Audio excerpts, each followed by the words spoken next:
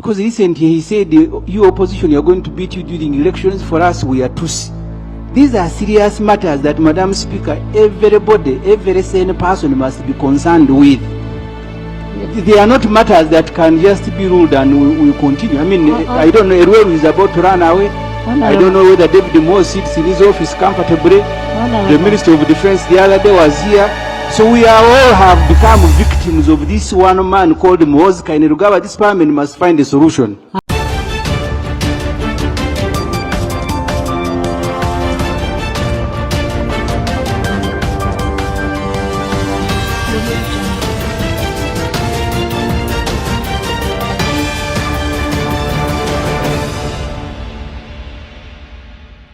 Honorable SSEMUJJU NGANDA today in Parliament has continued to put the parliamentarians on the spot over the bad manners of the CDF MUHOOZI Kainerugaba. SSEMUJJU NGANDA has continued to expose the contempt the CDF has against the institution of Parliament. Because we all know one of the bad behaviored public servant is General MUHOOZI Kainerugaba, who has a disrespect of the Constitution and the rule of law. Not once, not twice, not thrice, but many times he has come out to disregard the Constitution. To an extent that once upon a time, he even called parliamentarians clowns. Okay? So on SSEMUJJU NGANDA during the parliamentary sitting, he came out to caution the members that if these bad manners continue being unchecked, it is going to be a disaster in this country. And I concur with him. So in this episode, I've come to talk about the comments which were made by Honorable SSEMUJJU NGANDA, what it means for our politics, and most importantly, the certain materials we can learn from the politics of our nation. But before I do this, I want to let you know that if you're new to this channel, please subscribe. And if you're watching this video from a different platform, please head on to YouTube, type in Sula Mawagri. There's a lot of content of this nature. If geopolitics and economics is what you want, this will be definitely the right channel for you to subscribe to.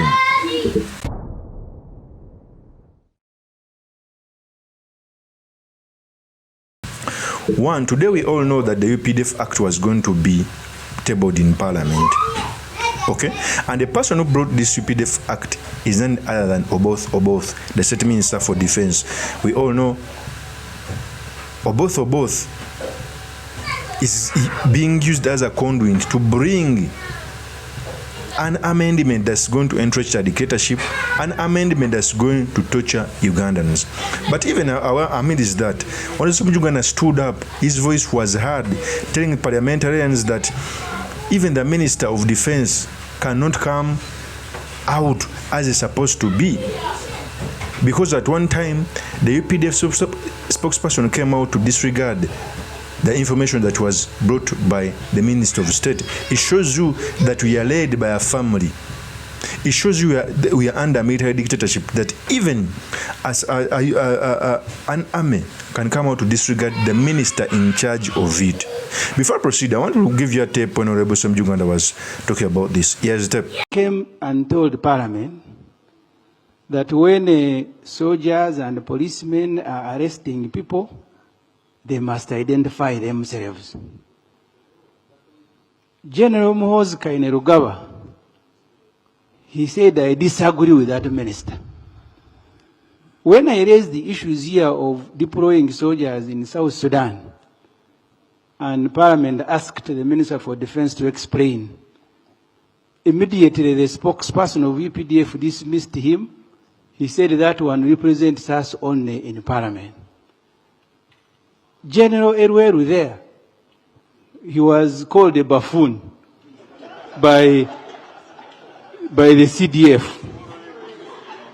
One by one. What is the procedural matter? I am raising it if you allow me background. One by one, whether ministers, whether UPDF soldiers, whether committees of Parliament are becoming victims of CDF. So the procedural issue I am raising, Madam Speaker, whether you should not get government at the highest level to tell us, because recently he said, you opposition, you are going to beat you during elections. For us, we are Tutsi.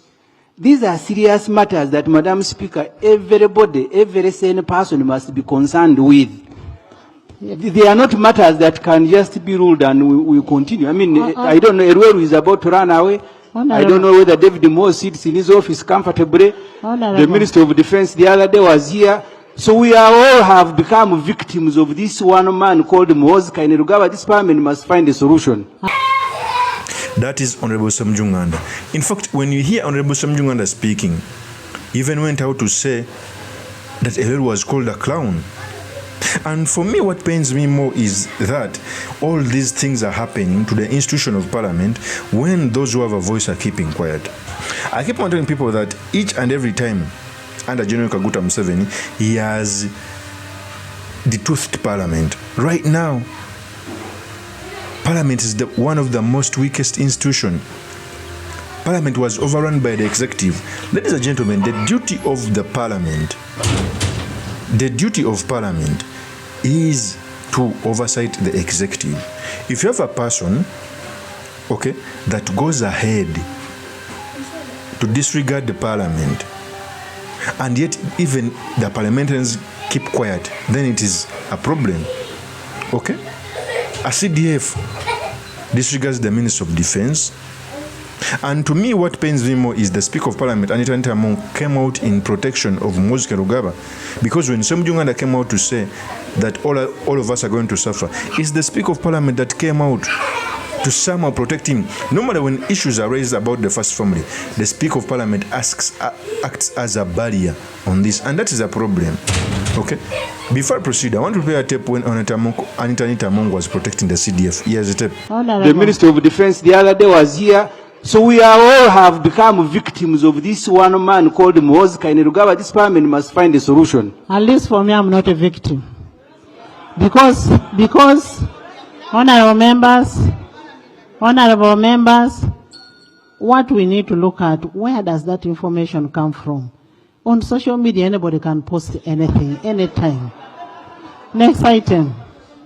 Okay, that is ANiTA AMONG. You clearly see that he came out to somehow vulgarize the debate, not knowing, okay, that those small things that go under the table without being checked are going to result into a very bad thing.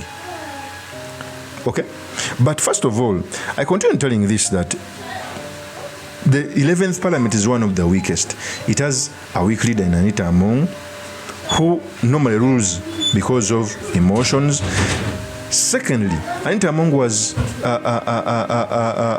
sanctioned by the outside world. So he would want to work for General Yoweri Kaguta Museveni so that he can be retained in those positions. So, and that is the problem of having a leader who is sanctioned. Instead of doing something right, he will continue working for General Kaguta Museveni. We all know that the European Union came out to say that he has assets in the outside world.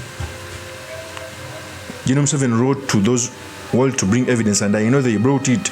He never took actions. So those are the consequences of having a parliament that is overrun by the executive. You don't normally get service delivery as it ought to be. Okay? So it can look normal, it can look easy, but Uganda is going somewhere we are going to regret. How I wish that we can charter a new direction. Of course, that's my opinion. Do make comments by commenting about this. Thank you very much for listening in. If this is your first time on this channel, employee will subscribe, like, and comment so that I can be motivated to do more of such videos. I'll see you on another one. Peace. Kusaba kimuze mpala na bulungi. Nange benjagala obulungi.